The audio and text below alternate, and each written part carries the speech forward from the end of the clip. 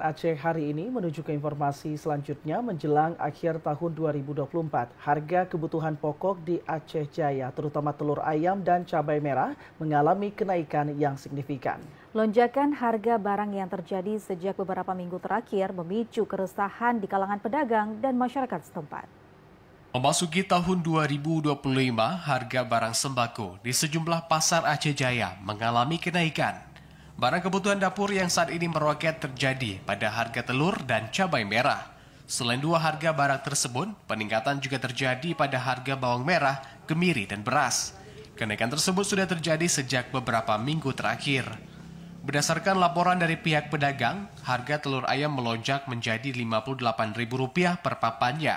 Cabai merah menjadi Rp55.000 per kilogram, bawang merah berkisar Rp48.000 per kilogram, dan beras mengalami kenaikan sebesar Rp3.000 per sak.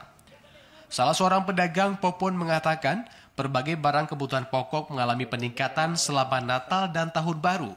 Namun kenaikan mulai dirasakan sejak bulan November yang lalu.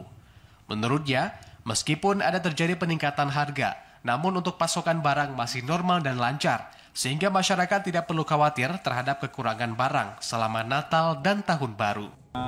Selama Tahun Baru, harga barang ada peningkatan seperti telur, cabai merah, bawang merah, kemiri, beras, ada kenaikan. Para pedagang dan pembeli berharap pemerintah dapat segera mengambil langkah untuk menstabilkan harga, seperti memastikan ketersediaan stok di pasar dan memperbaiki rantai distribusi. Dari Aceh Jaya, Musliadi, TV Raja melaporkan.